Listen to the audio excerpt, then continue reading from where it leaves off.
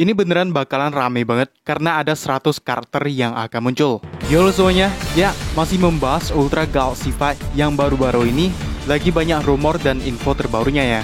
Kebanyakan dari rumornya sih. Seharusnya itu mengartikan kalau filmnya bakalan tayang bentar lagi.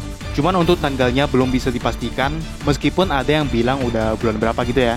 Tunggu saja kalau nanti ada trailer kedua yang sampai sekarang gak muncul-muncul, padahal untuk episode prolognya aja udah ada. Jadi itu bikin mikir sih, ini masih ada trailer keduanya atau enggak ya? Karena dari episode prolog aja itu sebenarnya udah cukup untuk menggambarkan apa yang akan terjadi di cerita intinya, yaitu dari episode 1 sampai episode terakhir. Bahkan untuk alur ceritanya juga udah ada beberapa rumornya ya, seperti akan ada perjalanan waktu dan Ultraman Regulus yang ternyata benar dia punya hubungan dengan Ultraman Leo dan Ultraman Astra. Cuma yang masih dipertanyakan sih soal planet D60 ya.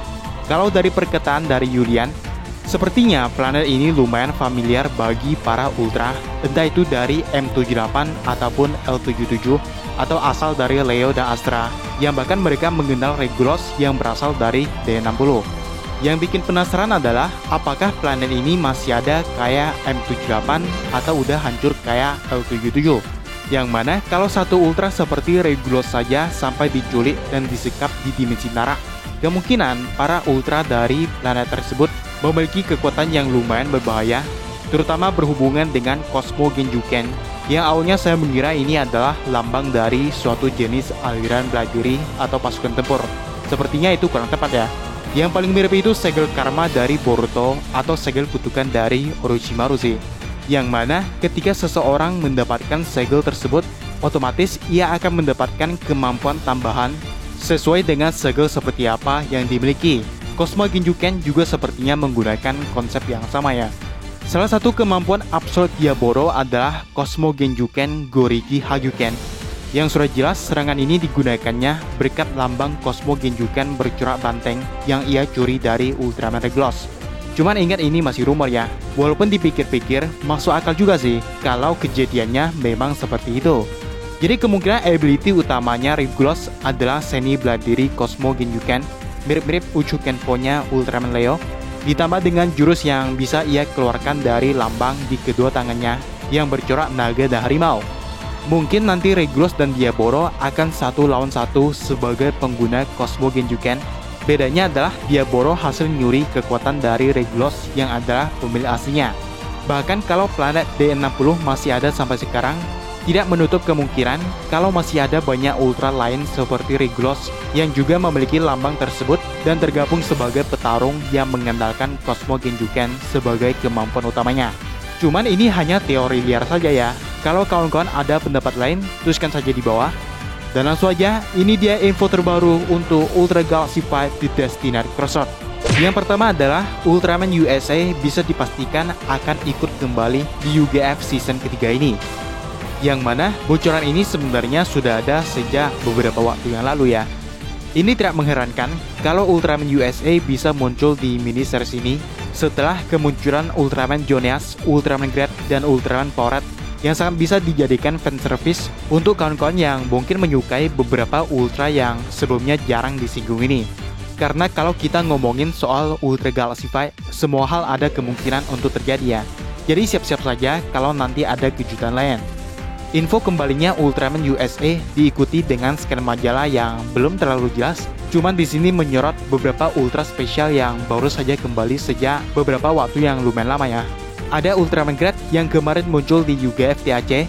Karakter yang satu ini debut di series Ultraman yang tayang di luar Jepang, tepatnya di Australia, dengan judul Ultraman Towards the Future, yang tayang pada tahun 1990.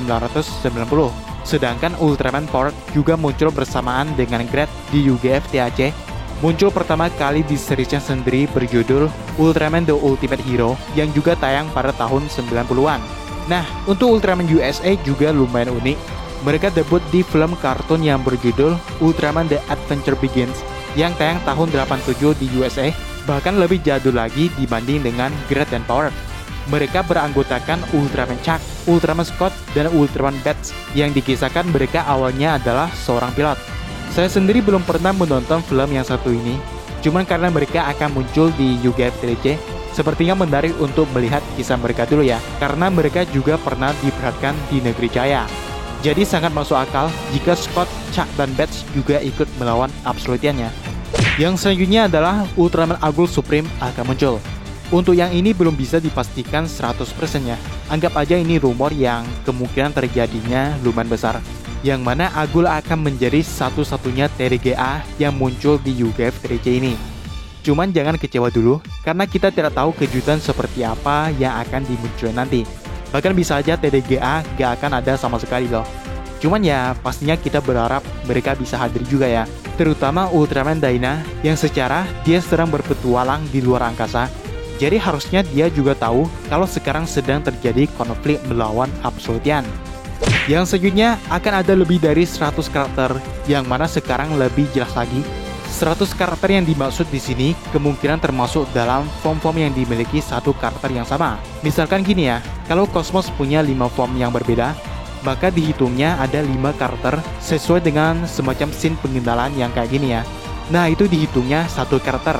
Jadi bisa banget sih kalau di UGF 3C ini bakalan menghadirkan 100 lebih karakter termasuk dengan form atau wujud yang mereka miliki masing-masing. Ya mungkin itu dia sedikit pembahasan untuk info terbaru UGF 3C. Kalau ada pendapat lain, tuliskan aja di bawah. Subscribe buat yang belum, di depan ada video lain yang bisa langsung aja kalian tonton. Dan sampai jumpa di video selanjutnya.